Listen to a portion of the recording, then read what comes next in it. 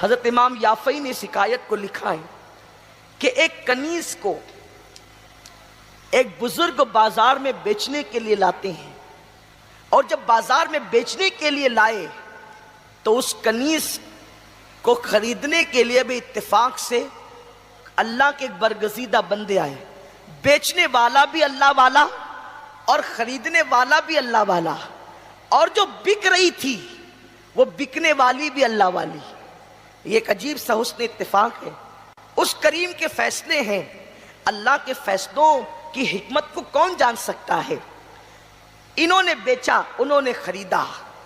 جب خرید و فروخت مکمل ہونے لگی تو وہ کنیز بول پڑی، آپ مجھے ان کے ہاتھوں بیچ تو رہے ہیں، لیکن پہلے ان سے وعدہ لے لیں کہ میری 3 باتوں کو یہ مانیں گے، اور میری 3 باتوں کو، یہ 3 شرطوں پر زندگی بھر قائم رہیں گے۔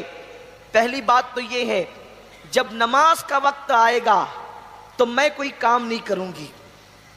دوسرے، میں ان کے گھر میں ان کی فیملی کے ساتھ نہیں رہوں گی، مجھے ٹوٹا ہی کمرہ دو لیکن الگ کمرہ دو۔ اور تیسرا یہ کہ دن بھر جتنا کام لینا چاہیں کام لے سکتے ہیں، رات کو میں کوئی کام ان کا نہیں کروں گی۔ اگر یہ 3 شرطوں کے لیے تیار ہے تو میں ان کے ہاتھوں بکنے کے لیے تیار ہے۔ مزدور اور غلام میں فرق ہوتا ہے۔ مزدور وہ ہے جو ایک سیٹ کے پاس سے ہٹ کر اپنی مرضی سے دوسرے سیٹ کے پاس لگ سکتا ہے، تیسرے کے پاس لگ سکتا ہے، لیکن اس دور میں غلام وہ ہوتے تھے، انسانوں کو بیچا جاتا تھا، انسانوں کو خریدا جاتا تھا، اور جو ایک مرتبہ خرید لیے جاتے تھے پھر ان کی کوئی مرضی نہیں چلتی تھی۔ ان کو کھانا مالک کی مرضی کے مطابق ملتا، ان کو سونے کا موقع مالک کی مرضی کے مطابق ملتا، ان کو رہنے کا موقع مالک کی مرضی کے مطابق ملتا۔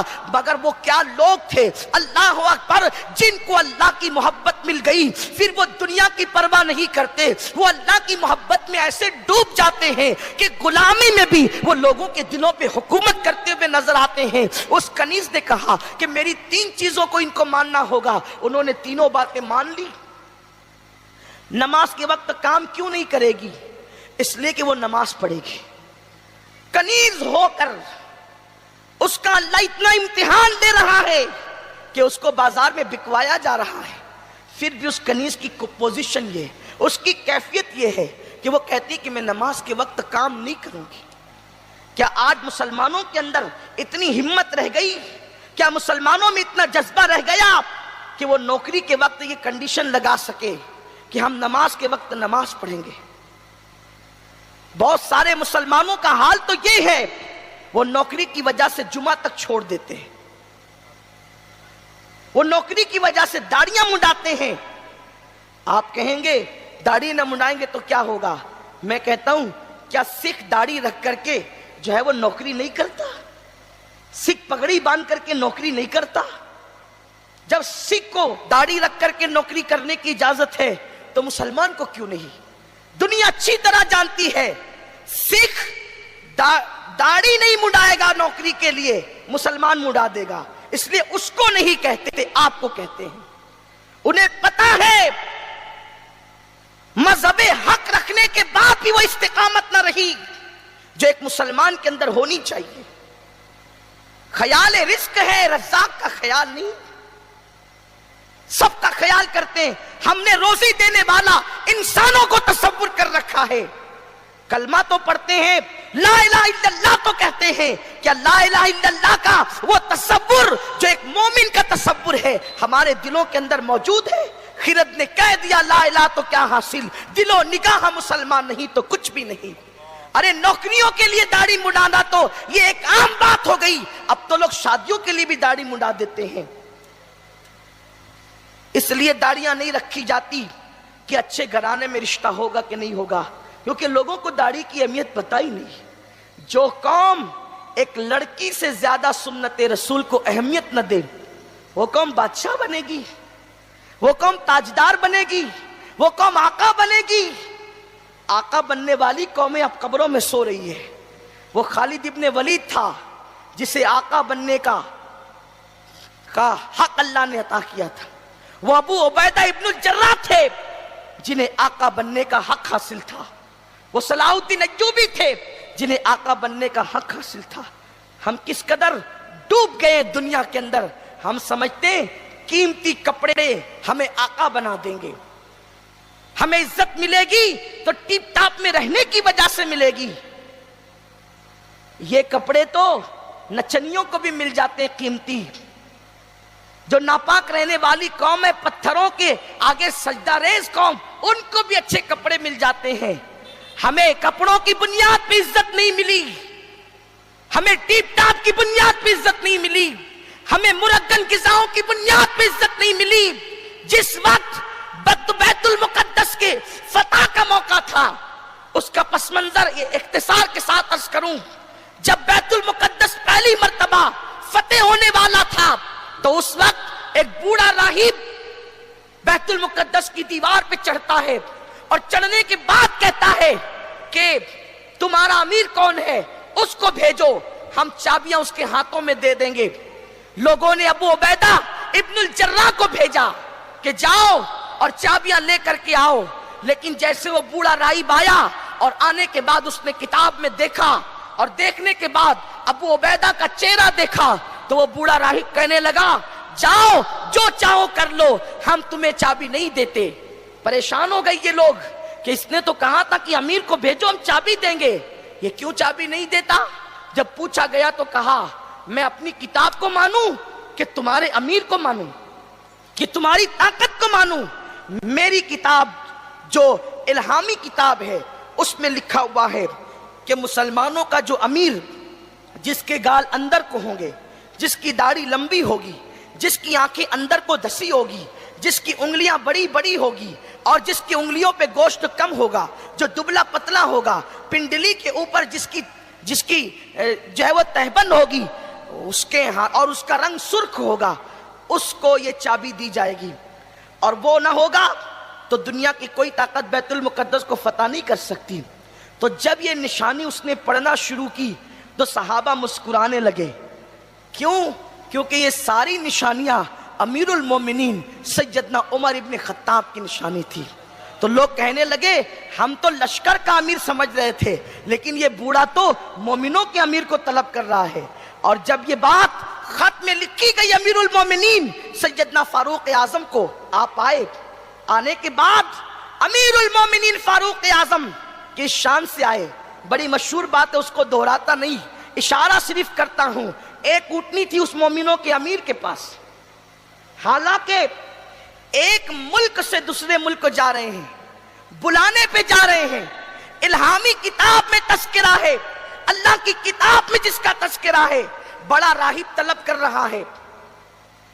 تو کس کر و فر کے ساتھ جانا تھا, لیکن اپنی خود کی اونٹنی پر جا رہے ہیں. ایک اونٹنی, تھوڑی دیر مالک تھوڑی دیر غلام. اور جب بیت المقدس قریب آیا تو غلام بیٹھا ہوا ہے. فاروق اعظم نے جو چمڑے کے موزے پہنے ہیں وہ پھٹے ہوئے ہیں, اور وہ پھٹے ہوئے موزے پیر میں تو نظر نہیں آ رہے تھے کہ پھٹے, لیکن بیچ میں ایک نالا آ گیا پانی کا, تو وہ چمڑے کے موزے نکالے اور نکالنے کے بعد اپنے کندھوں پہ ڈالے.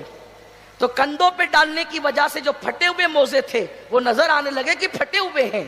ابو عبیدہ ابن الجراح, خالد بن ولید آپس میں باتیں کر رہے ہیں, حضرت کیا کر رہے ہیں, یہ امیر المومنین یہ کیا کر رہے ہیں. وہ پھٹے ہوئے موزے پیر میں تھے تو چھپے تھے, ایک کندھوں پہ ڈال دیے تو نظر آ رہے ہیں, ان پہ کیا اثر پڑے گا, ان پہ کیا رعب ہوگا, کیا دبدبا ہوگا. امیر المومنین جیسے پار گئے, کان میں ابو عبیدہ نے کہا حضرت آپ نے یہ کیا کیا, پورا بیت المقدس آپ کا منتظر ہے کہ مومنوں کا امیر کون آ رہا ہے, اور آپ اس طرح فقیرانہ شان سے آ رہے ہیں. ارے موزے پھٹے تھے, پیر میں نظر نہیں آ رہا تھا پھٹا پن, کندھے پہ ڈالے تو پھٹے ہوئے موزے نظر آ رہے ہیں. اتنا سننا تھا, فاروق اعظم کی آنکھوں تیز ہو گئی, گویا کی آنکھوں میں خون اتر آیا ہو, اور آپ نے زمین سے کنکریاں اٹھائی اور اٹھا کر کے ابو عبیدہ ابن الجراح کو پھینک کر کے مارا. فرمایا اگر تیری جگہ کوئی دوسرا بندہ یہ بات کرتا تو میں اس کو وہ سزا دیتا کہ وہ لوگوں کے لیے عبرت بن جاتا۔ ابھی رسول اللہ کو پردہ فرمانے چند سال بھی نہیں بیتے، تم لوگ دنیا دار ہو گئے۔ کیا سمجھتے ہو کہ موزوں کا حسن عزت دیتا ہے یا کپڑوں کا حسن عزت دیتا ہے یا سرخ ہونٹوں کا کر و فر عزت دیتا ہے؟ سن لو، ہم ذلیل قوم تھے، ذلیل، ہم اونٹ چرانے والے تھے، ہم بکریاں چرانے والے تھے۔ حال یہ تھا کہ ہم 3 اونٹوں کو بھی ایک قطار میں کھڑے رکھنے کی طاقت نہیں رکھتے تھے، لیکن جب سے اللہ نے اپنا دین عطا کیا، دامن مصطفیٰ عطا کیا، اللہ نے ہمیں عزت عطا کر دی۔ ہمیں موزے اور کپڑوں نے عزت نہیں دیے، ہمیں مصطفیٰ کی غلامی نے عزت عطا کی ہے، ہمیں اللہ کے دین نے عزت عطا کی ہے۔ جب تک دین پر رہو گے، عزت دار رہو گے، دین سے دور ہو جاؤ گے، ذلیل کر دیے جاؤ گے۔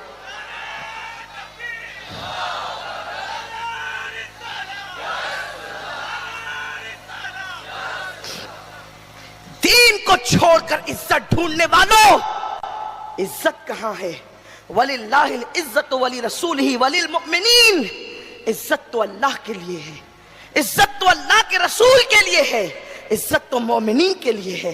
لیکن حیرت ہو گئی، حد ہو گئی، نوکریوں کے لیے داڑیاں چھوٹ رہی ہے، نماز چھوڑنا کوئی خاص بات نہیں مسلمانوں کے لیے، نماز چھوڑنا کوئی خاص بات نہیں مسلمانوں کے لیے، نماز چھوڑنا تو ایک عام بات ہے، جبکہ اللہ کے حبیب نے فرمایا من ترک الصلاۃ متعمدا فقد کفر، جس نے ایک وقت کی نماز جان بوجھ کے چھوڑ دی وہ کافر ہو گیا۔ حدیث کا جو ہے وہ لغوی اور لفظی معنی یہی ہے، حالانکہ پھر اس کی ترجمانی میں تاویلاً ہم یہ کہتے ہیں احناف کہ جس نے ایک وقت کی نماز چھوڑ دی وہ کفر کی حد تک پہنچ گیا، لیکن یہ ہم کہتے ہیں حضور علیہ السلام کی حدیث کا لفظی معنی یہی ہے متعمدن فقد کفر، وہ کافر ہو گیا۔ اسی لیے غوث الاعظم دستگیر جو حنبلی المسلک ہیں ان کا فتویٰ یہی ہے کہ جو ایک وقت کی نماز جان بوجھ کر چھوڑے وہ کافر ہو گیا۔ اب آپ مجھے بتائیں، ہم کہتے ہیں کہ فلاں مفتی صاحب نے فلاں پہ کفر کا فتویٰ لگایا اس لیے ہم اس کو مسلمان نہیں مانیں گے، جس پر غوث پاک نے کفر کا فتویٰ لگایا اس کے بارے میں کیا کہیں؟ میں یہ نہیں کہتا آپ کو کہ اس لوگوں کو کافر مانتے چلے جاؤ یا کافر، یہ نہیں کہتا، لیکن سوچو تو اگر فیصلہ قیامت میں غوث پاک کے فتوے کے مطابق کیا گیا تو ہمارا شمار کس میں ہوگا؟ آپ مجھے بتائیں ہمارا شمار کن لوگوں میں ہوگا؟ بستر پہ سو کر نمازیں ترک کرنے والے، نرم گدوں پہ نمازیں چھوڑنے والے۔ میں اپنی گفتگو سمیٹ لوں، اس عورت نے کہا کہ نماز کے وقت میں کوئی کام نہیں کروں گی، یعنی وہ نماز پڑھے گی، اور اکیلی رہوں گی، ان کی فیملی کے ساتھ نہیں رہوں گی، یعنی الگ رہنا ہے، اور دن کو کام کروں گی، رات کو کوئی کام نہیں کروں گی۔